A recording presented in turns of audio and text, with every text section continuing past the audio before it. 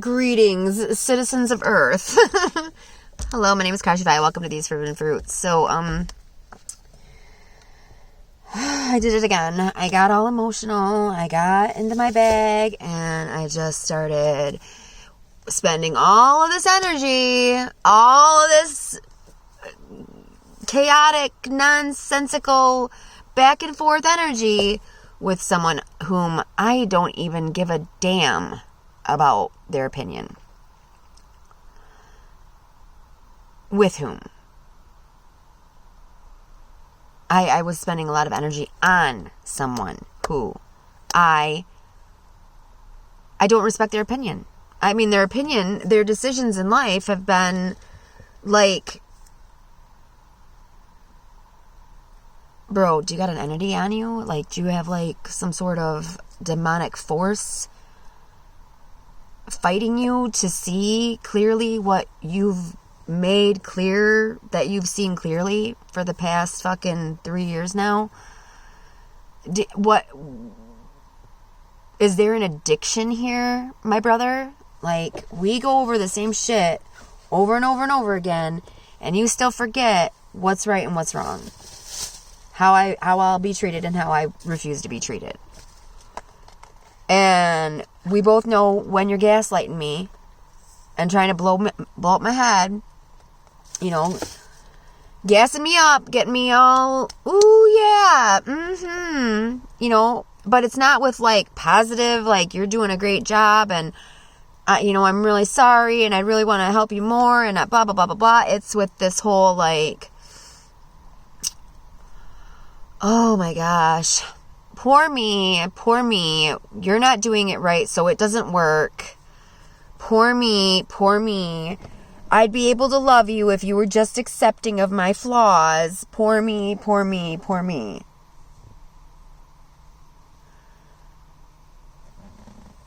First of all, I do this with my family, okay? I do this with my family. We may be family, but it's a distant relative type rumble we got going on, bro. I'm really sorry that this is more self-righteous anger. Just like all the other videos, I get all confused and I start talking about who's we and them and us and you, and this is a person I was spending a lot of energy on, trying to text, trying to get a hold of. He tells me he wants to talk to me. This is basically, I mean, you know who this person is in your life. You know who this person is. Maybe it's you in your life. I don't know. But this is me with me having a conversation about an actual scenario that happened, an experience I had in life, today. And if you hear that squeaking, that's the leather of my car, because we're in my car. We're in my new car. We're in my new car. Anyway. I'm going through this, and I have been going through this with my family for my entire life. Just because they will back you on saying, yes, she's the problem, does not make me the problem. Okay? I know where I am the common denominator. And that is being scapegoated. I know I fucked up. Oh, brother, do I know I fucked up. I know I have fucked up. But that does not mean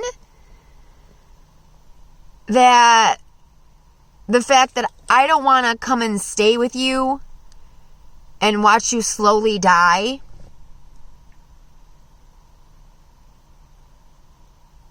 makes me a bad person. You are the one that doesn't see any point in living. I have lots of things to live for. The problem is fucking around with people that want to lay in bed all day and don't want to do shit for themselves has gotten me to the point where I've lost everything I had, because I was basically taking on, oh, well, sure, baby, whatever you want. I was bending to the will of someone else, doing what they wanted to do. And whenever we do something that I wanted to do, it sucked, didn't it? I couldn't, like, I remember being a drunk and watching movies and not remembering a single part of the movie. But when you've watched the movie 6 times and you still don't fucking get the gist of what's going on, why do I gotta watch it again, bro? I don't, and I know I'm saying bro a lot, but I feel like it's an insult. You know, kind of like the N-word for black people. African American people. People of you know, melanated skin. Whatever. For real, dude. I can't do these things with these people anymore. I want to love you. I want to be there with you. But you don't want to love yourself enough to get out of bed or even just realize that what you're doing to yourself isn't just ruining your life. But the messed up thing is that you're doing it to yourself, and at the same time, you don't want to quit. And when everything is still good, when everything is amazing and going exactly as we planned it, you get the worst you've ever been. Because it's that scary for things to go right. So we got to fuck it up. And now it's just been fucking around and finding out ever since. Fuck about it, fuck about it, fuck about it. Not to say that there was a whole lot of assistance beforehand wherein you got out of bed and did anything.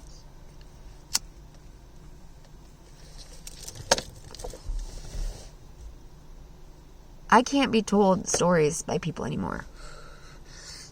I can't be given false hope from people anymore. Because this shitty thing about it is that it's like, okay, well, I'm going to do this, and I'm going to do this, and I'm going to do this. And, you know, and yeah, we can do this, and we can do this, and we can do that. And they could blame the fact that,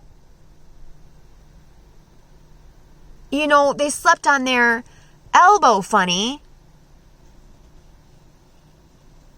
to us not doing anything. And the reason they slept on their elbow funny was because I was sleeping in the middle of the bed and I was in the way, and I was, you know, I didn't go to bed on time, and had I gone to bed 8 hours before the 8 hours that I slept, then we would have been asleep, you know, wouldn't have gotten enough sleep. We wouldn't be grumpy right now. We wouldn't mind getting in the shower, but our elbow hurts, and it's all your fault. So I don't want to go today. We're not going. Something that's completely out of my control.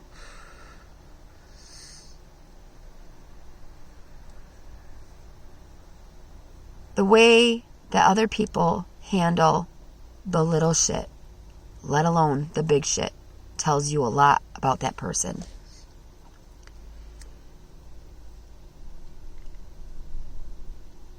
If they stub their toe and jump up and down and say, you know, every obscenity known to man, okay. Fair. I mean, they've probably got a temper.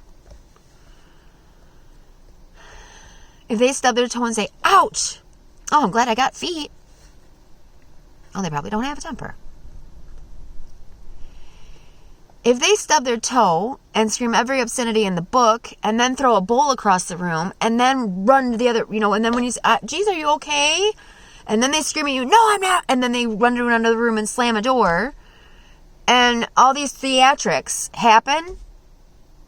That is who they are. Blame the dog. Blame the color of the sky. Blame the temperature. Blame everything but the fact that you're on fucking drugs and you've got some underlying issues that you don't want to talk about. Let alone answer for some of the things that you put other people through.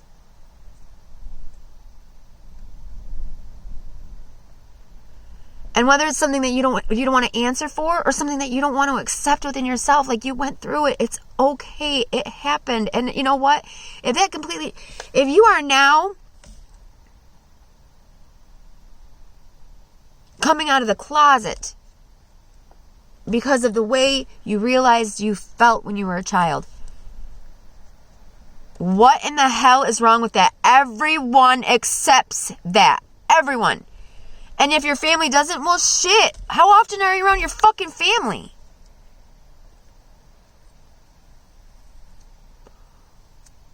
You already know that if you're having temper tantrums like that, they really don't want you around.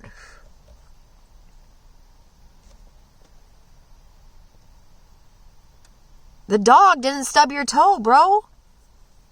The color of the sky didn't stub your toe. When you have a temper that bad, you've got pent up aggression. That's from repressing feelings and emotions. And you know, I used to think, okay, well, I'm really nice and calm and cool and collected when I'm drunk. And then things started coming out that were triggering me. And I was no longer a nice, cool, calm, collected, fun-loving, childlike, innocent, silly drunk.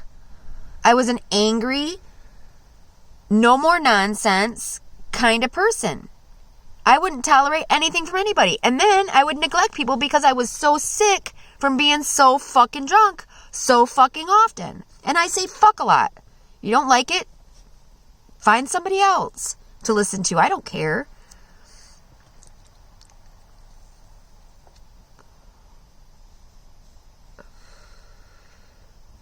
Sometimes people stub their toe and they don't react to it, and that's fine. But then all of a sudden, 6 days later, they're like, oh my God, look at my foot. Oh my God. And then they need attention for it too. You know what I mean? Those that'll suck attention and like pity out of you.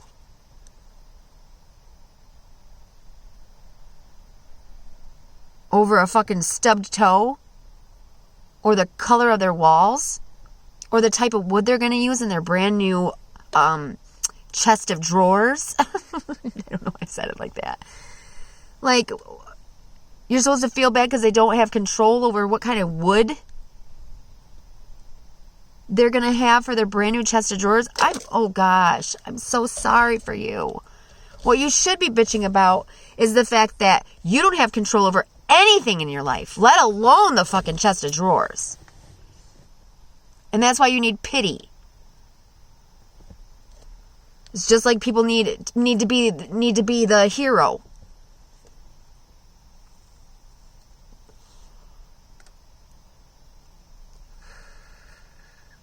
It's one thing to have a real problem and to bring it to a friend and to need to talk about it with good reason, because you're getting all messed up in your head and in your stomach about it. But it's another thing to make it someone else's fault.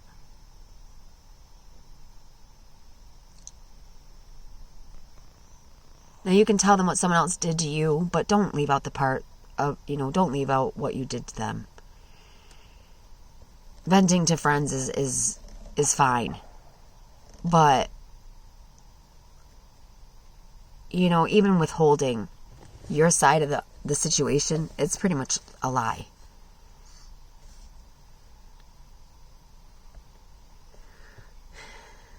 And God is not the author of confusion. He doesn't confuse us. He doesn't want...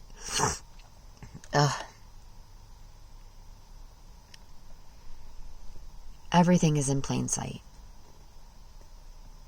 Your problem is right at the end of your nose, staring you right in the face. My problem right now is this phone and this video. Because so badly I want to put it out there that you can help yourself. I helped myself. I quit drinking. I quit blinding myself to the reality of the world. The reality of the world is, part of this is my responsibility. Part of this I need to be held accountable for. I'm not real happy with where I'm at, but if I just keep drinking, I'm going to stay right where I'm at, and it's only going to get worse. So I quit drinking. I quit drinking a long time ago. And it's no one's fault that they didn't notice. Unless I called out for help and they couldn't help me. Or they refused. Then I'd say, well, that kind of lies in your court. Just like help with my kids or anything, my car, anything. If you loved me and you couldn't help me because you thought I was going to be drunk,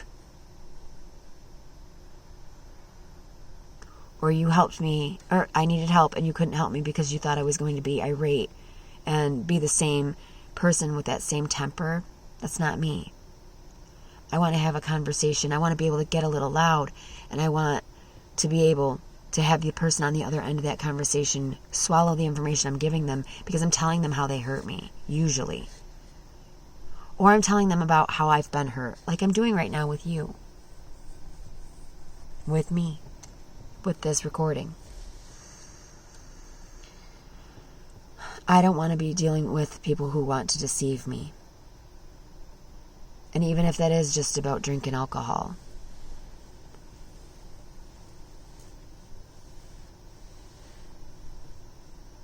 But sometimes they go a little further and say things that they believe are true about me, and I no longer resonate with that information. And so I tell them that, hey, you may think this about me, but I'm no longer that person. And it really hurts my feelings that you say that. If they keep saying it, then I need to leave. I need to walk away from them. And especially if they're not holding up their end of the bargain. They see me as somebody who's not trying to be whatever it is I say that I am, and they say that I'm not. And they're not trying to be any better. I don't know. See, there I'm getting into that.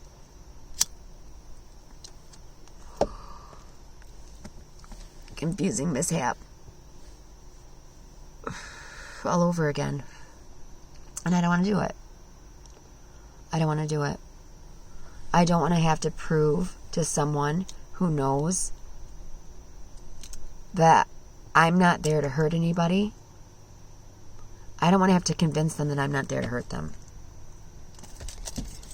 Unless they're screaming at me to leave when they invited me over. Or when I should be more than welcome there. Or it's supposed to be our house.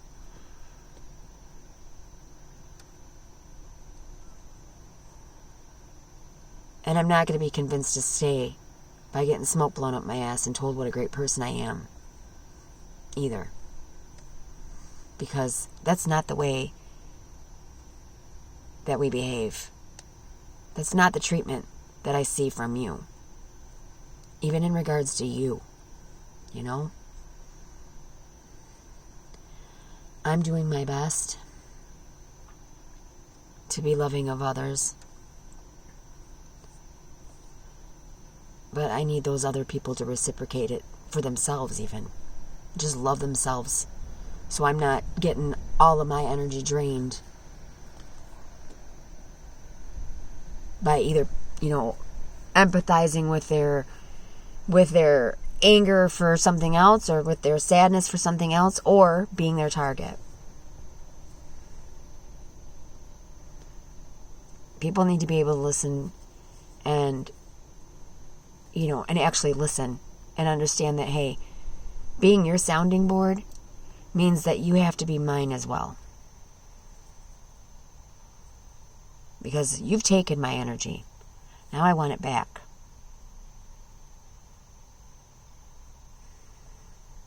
I gave it with love. I continually put myself out there in the name of love. And these people have no interest in what I'm going through. No interest in helping me. No interest in getting better for themselves so they can help. Even helping themselves would help me. You're not out of sight, out of mind. I want to see you better so I can spend time with you.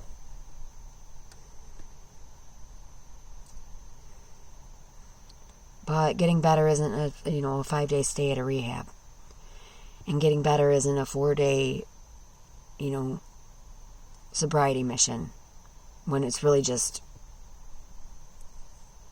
waiting for there to be more money for more shit,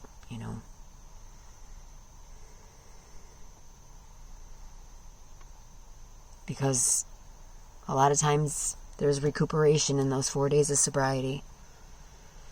Just enough recuperation for you to be sick the whole time. You're recouping. Laying in bed the whole time. Whining and moaning and not wanting to talk. And I'm like, finally you're sober. Yay! And you're sick. And then by the time you start feeling better, you're at it again. I remember doing that. And my poor kids. That's all I have to say about that. I love me enough, and I love